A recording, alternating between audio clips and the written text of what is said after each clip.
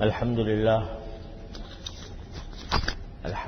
رب العالمين والصلاة والسلام على رسوله الكريم وعلى آله وأصحابه أجمعين وعلى كل من تبعهم بإحسان إلى يوم الدين. أما بعد، پچھلے جمعہ کو میں سفر میں تھا. اس سے پہلے میں نے زبان کی جو گناہ ہیں اور اس کی جو آفتیں ہیں ان کے بارے میں کچھ بیان شروع کیا تھا، اور یہ بھی ذکر کیا تھا کہ حضرت امام غزالی رحمۃ اللہ علیہ نے اپنی مشہور کتاب احیاء العلوم میں زبان کی 20 آفتیں شمار کی کہ زبان کو آدمی اگر غلط استعمال کرے تو 20 قسم کے یا تو گناہوں میں مبتلا ہوتا ہے یا ایسے کام میں مبتلا ہوتا ہے کہ جو بالآخر گناہ کی طرف چلے جاتے ہیں. ان میں گناہوں میں سب سے زیادہ خطرناک اور سب سے زیادہ بری چیز جھوٹ اور غیبت ہے. جھوٹ بولنا چاہے مذاق میں ہی کیوں نہ ہو، اس کو رسول کریم سرورت عالم صلی اللہ علیہ وسلم نے سختی کے ساتھ منع فرمایا. ایک حدیث میں آتا ہے کہ ایک مرتبہ رسول کریم صلی اللہ علیہ وسلم نے حاضرین مجلس سے فرمایا کہ الا اخبرکم باکبر الکبائر، کیا میں تمہیں نہ بتاؤں کہ سارے کبیرہ گناہوں میں سب سے بڑا گناہ کون سا ہے؟ تو 3 چیزوں کا ذکر فرمایا. الاشراک باللہ، سب سے بڑا گناہ، سب سے بڑا کبیرہ تو یہ ہے کہ کوئی آدمی اللہ کے ساتھ کسی کو شریک ٹھہرائے. اور اس شریک ٹھہرانے میں یہ بات تو داخل ہے ہی کہ کسی مخلوق کو اپنا خدا مانے، العیاذ باللہ، جیسے بت پرست لوگ مانتے ہیں، یا عیسائی جو ہیں وہ حضرت عیسیٰ علیہ السلام کو خدا مانتے ہیں. یہ تو ہے ہی. اس کے علاوہ جو صفات اللہ تبارک و تعالیٰ کے ساتھ مخصوص ہیں، جو اور کسی کے لیے نہیں کہی جا سکتی، اگر وہ صفات کسی مخلوق کے طرف منسوب کی جائیں کہ یہ میرا مشکل کشا ہے، یہ میرا حاجت روا ہے،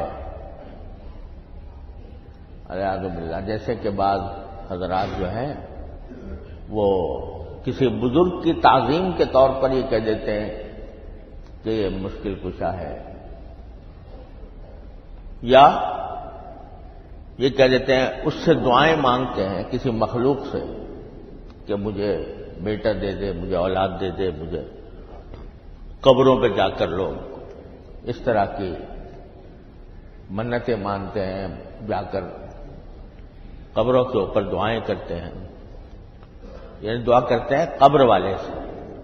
اللہ سے دعا تو کرنی ہے لیکن قبر والے سے دعا کرتے ہیں، یہ بھی اشراک میں داخل ہے. اللہ بچائے. تو سب سے بڑا گناہ تو فرمایا اشراک باللہ، اللہ کے ساتھ شریک ٹھہرانا. دوسرا فرمایا حقوق الوالدین، والدین کی نافرمانی. یہ بھی شرک کے بعد سب سے بڑا گناہ جو قرار دیا وہ والدین کی نافرمانی، والدین کا دل دکھانا. والدین کسی بات کا حکم دے رہے ہیں یا کوئی بات کرنے کے لیے کہہ رہے ہیں تو ان کی نافرمانی کرنا. اور ظاہر ہے کہ اس سے مراد یہ ہے کہ والدین کوئی ایسی بات کہہ رہے ہیں کہ جو گناہ کا کام نہیں ہے۔ والدین اگر گناہ کا کام کہیں تو پھر والدین کی نافرمانی کرنی ہوگی، واجب ہوگی، کیونکہ لا طاعت لمخلوق فی معصیۃ الخالق،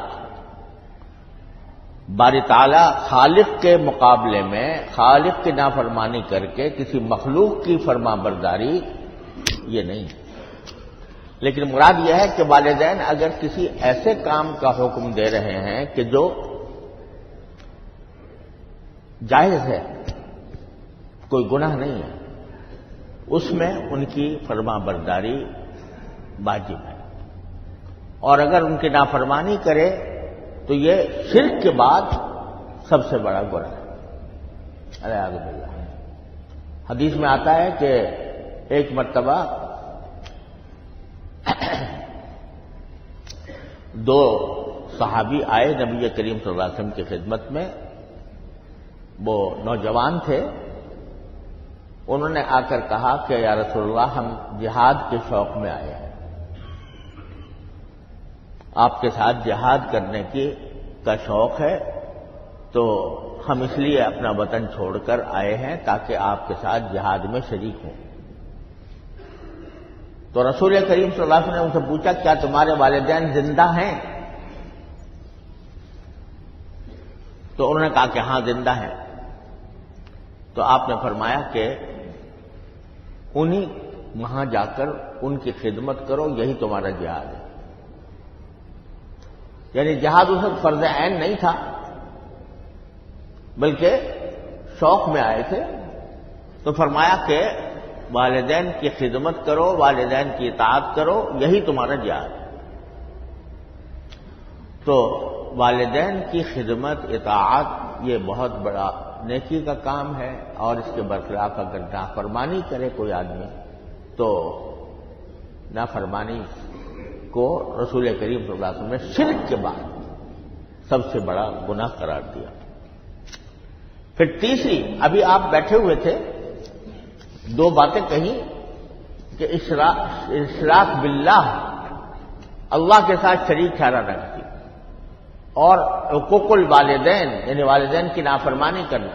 پھر تیسری بات جب فرمانے لگے تو ٹیک لگا کر بیٹھے ہوئے تھے، آگے کی طرف جھک گئے اور فرمایا کہ جھوٹی بات وقول الزور، اور بعض روایتوں میں شہادت الزور، جھوٹی گواہی دینا یا جھوٹی بات کہنا، اور پھر یہ مسلسل کہتے ہیں الا وقول الزور وقول الزور وقول الزور، بار بار فرماتے رہے کہ جھوٹ بات کہنا یہ اکبر الکبائر میں داخل ہے، یعنی سب سے بڑے گناہ جو ہیں دنیا میں ان میں یہ داخل ہے۔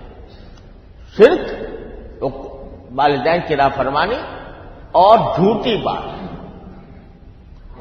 تو یہ قول الزور کا جب ذکر آیا تو اس وقت آپ نے آگے بڑھ کر، ٹیک لگائے ہوئے تھے، آگے بڑھ کر بار بار اس کو دہرایا تاکہ لوگوں کو یہ اہمیت معلوم ہو کہ جھوٹی بات جو ہے، جھوٹ، یہ کتنا بڑا گناہ ہے، کتنی بڑی مصیبت کی چیز ہے۔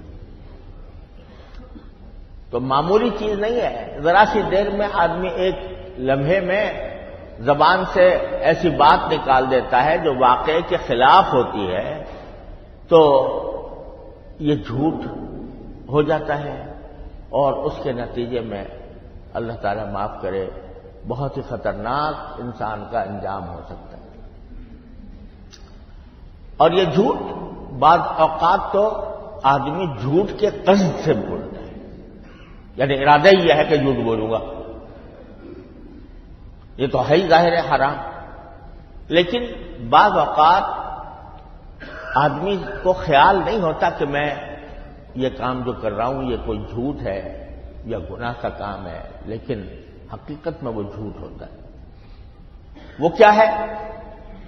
آج کل جیسے کہ عام رواج بن گیا ہے جھوٹے سرٹیفکیٹ بنوانے کا، جھوٹے سرٹیفکیٹ بنوانے کا. ڈاکٹر سے کسی سرٹیفکیٹ لے لیا کہ بھئی یہ بیمار ہے، حالانکہ بیمار نہیں تھا. ایک مرتبہ میرے پاس ایک بڑے متدین آدمی بظاہر کہ بظاہر متبع سنت نظر آتے تھے، نمازوں کے پابند تھے، صف اول کے پابند تھے، وہ کسی ملک سے میرے پاس آئے ہوئے تھے ملنے کے لیے. تو ایسے ہی میں نے پوچھ لیا کہ بھئی کب تک قیام ہے آپ کا؟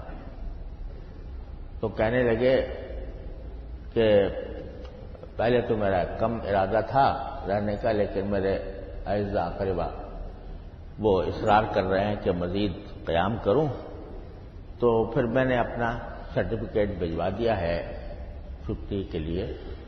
تو وہ امید ہے کہ چند دنوں کے بعد میں چھٹی مل جائے گی تو میں اور قیام کروں. تو میں نے پوچھا بھئی کیسے سرٹیفکیٹ؟ کہنے لگے کہ میڈیکل سرٹیفکیٹ. کس بات کا؟ کہ میں بیمار ہوں لہذا میری چھٹی میں اضافہ کیا. اس طرح انہوں نے کہہ دیا جیسے کوئی بات ہی نہیں ہوئی. تو میں نے کہا بھائی یہ آپ نے جو بھیجا سرٹیفکیٹ یا حاصل کیا یہ جائز تھا آپ کے لیے؟ کہنے اس کے بغیر چھٹی نہیں ملتی. چھٹی نہیں ملتی تو اس کے نتیجے میں آپ جھوٹا سرٹیفکیٹ بنوائیں. تو میں نے پھر ان سے عرض کیا بڑی نرمی کے ساتھ، میں نے کہا بھائی یہ جو آپ نے میڈیکل سرٹیفکیٹ بنوایا دیکھو اس کے اندر کتنے سارے گناہ شامل ہو. ایک تو جھوٹ، وہ تو ہے ہی گناہ. پھر جس سے بنوایا اس کو جھوٹ میں مبتلا کیا. اور عام طور سے جو میڈیکل سرٹیفکیٹ بنائے گا یا جھوٹا سرٹیفکیٹ بنائے گا وہ خود للہ فی اللہ تو بناتا نہیں کہ بھائی اللہ میاں کو راضی کرنا ہے لہذا بنا دوں. وہ کچھ نہ کچھ اس کا معاوضہ طلب کرتا ہے. تو رشوت، اور پھر یہ 3 گناہ ہوئے. خود جھوٹ بولا، دوسرے کو جھوٹ بولنے پر آمادہ کیا، اور اس کو رشوت دی. اور پھر یہ کہ چونکہ جھوٹی رخصت حاصل کی ہے لہذا حقیقت میں وہ غیر حاضری ہوئی، اپنے فرائض سے غیر حاضری ہوئی. اس غیر حاضری کا گناہ الگ، اور اس کی اگر اس کی وجہ اس چھٹی کی وجہ سے جو آپ کو ان دنوں کی تنخواہ ملی وہ تنخواہ حرام. نتیجہ یہ کہ جو تنخواہ ملے گی اس میں اتنا حصہ جتنا کہ غیر حاضر رہے اس کا حرام ہو گیا. تو اتنے سارے گناہوں کا مجموعہ ہے. تو وہ ان کے حق کا بکا رہ گئے. یعنی بالکل وہ سمجھ رہے تھے کہ یہ تو کوئی مسئلہ ہی نہیں تھا، لیکن تھے مخلص آدمی تو انہوں نے کہا جی میں آج سے توبہ کرتا ہوں، آئندہ ایسی حرکت نہیں کروں. تو یہ کتنے ہمارے معاشرے کے اندر یہ فساد جو پھیلا ہوا ہے، جھوٹے بل بنوا لینا، تجارت کے اندر جھوٹے بل بنوا لینا، پیسے کم کی خریداری ہوئی ہے لیکن اس سے کہہ دیا بھائی زیادہ کی بنوا دو تاکہ میں جہاں سے مجھے وصول کرنا ہے وہ میں وصول کر لوں. جھوٹا سرٹیفکیٹ جھوٹا بل بنوا دیا. عام ہو گئی ہے یہ بات تجارتوں میں. بعض جگہ مجبوری ہو جاتی ہے، اس میں کوئی شک نہیں ہے. بعض ہمارا نظام اتنا خراب ہے کہ اس کی وجہ سے بعض اوقات مجبور ہو جاتا ہے بندہ. تو اس میں بھی یہ بات یاد رکھیں کہ اگر کسی جگہ اپنے آپ کو ظلم سے بچانے کے لیے کوئی آدمی، جس کو کہتے ہیں آج کل انڈر انوائسنگ کرنا، کہ بل جو ہے وہ اصل میں زیادہ کا تھا کم بنوایا، تو ظلم سے بچنے کے لیے اس کی گنجائش ہے. لیکن کم تھی اصل قیمت اور زیادہ بل بنوا لیا، یہ کسی صورت ہے جائز نہیں ہوتا، کسی بھی صورت یہ حرام ہے قطع۔ تو یہ عام ہو گئی ہے چیز، اور کوئی یہ نہیں سمجھتا کہ میں جھوٹ کام کر رہا ہوں، میں غلط کام کر رہا ہوں، گناہ کر رہا ہوں۔ ایک آدمی اگر کوئی غلط کام کرے یا گناہ کرے اور دل میں شرمندہ بھی ہو کہ بھئی مجھ سے یہ کام غلط ہو گیا، اس پر ہو سکتا ہے اس کے استغفار کی توفیق ہو جائے، توبہ کی توفیق ہو جائے، لیکن جس چیز کو آدمی جھوٹ سمجھتا ہی نہیں اور بے دریغ کام کر رہا ہے، تو یہ تو اللہ بچائے یہ چوری اور سینہ زوری ہے، جو انتہائی خطرناک بات ہے۔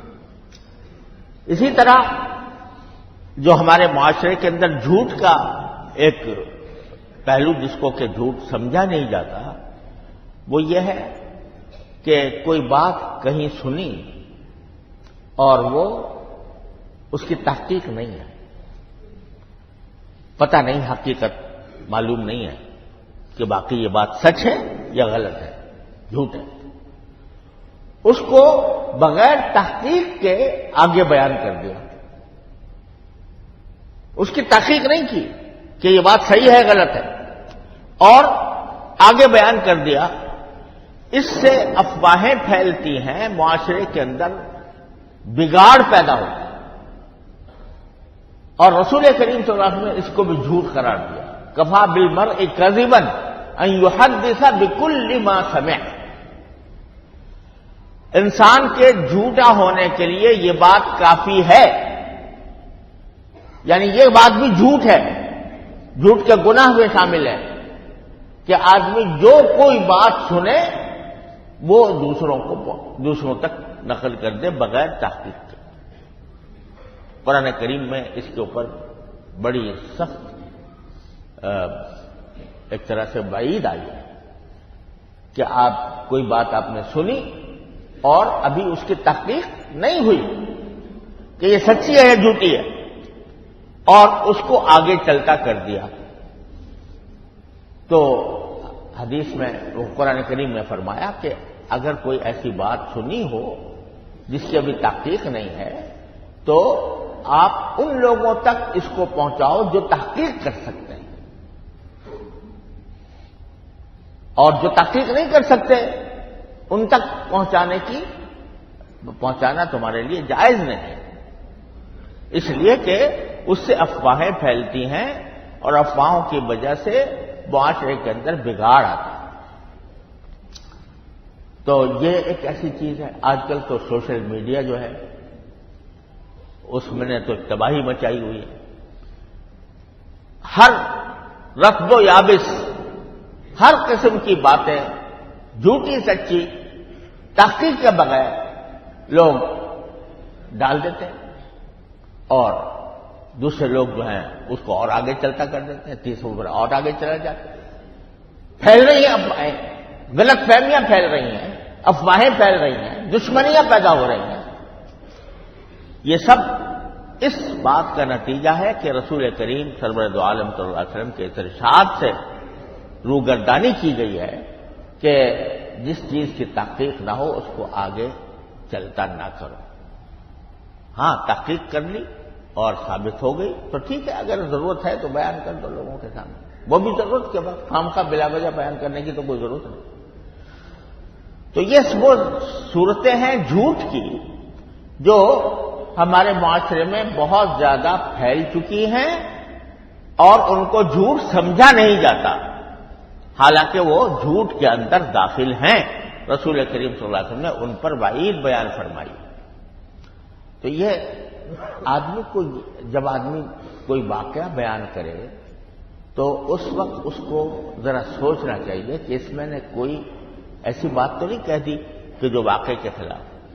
اسی میں بعض اوقات مبالغہ، بات اتنی سی تھی اور اس کو بڑھا چڑھا کر، زیادہ بڑھا چڑھا کر مبالغہ کر کے پیش کر دیا، جو حقیقت میں اس درجہ نہیں تھا۔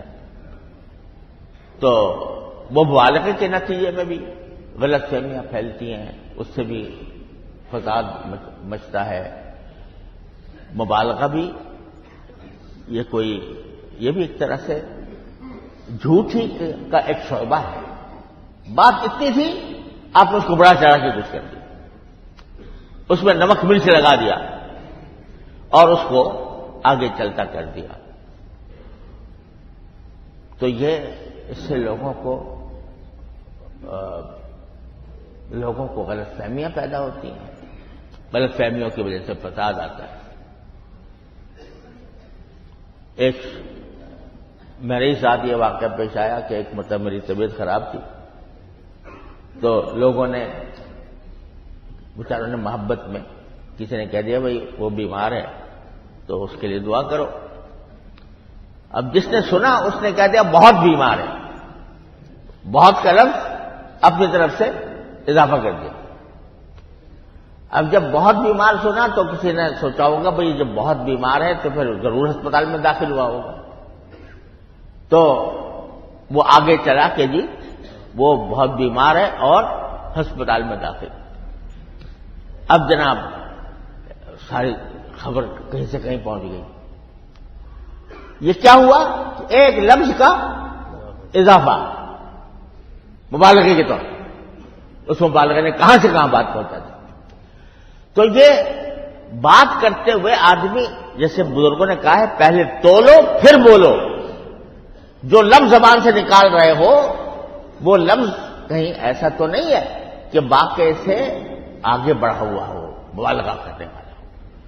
تو ان باتوں کا خیال چونکہ نہیں رہتا، اس واسطے ہم لوگ غیر شعوری طور پر جھوٹ میں مبتلا ہو جاتے ہیں۔ یہ ساری صورتیں جھوٹ کی ہیں۔ واحد راستہ اس کا یہی ہے کہ پہلے سوچو کہ میں کیا کہہ رہا ہوں اور واقعے کے کتنا وہ مطابق ہے۔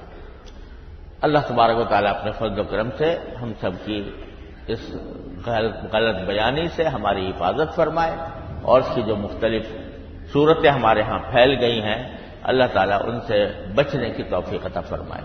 وآخر دعوانا الحمدللہ۔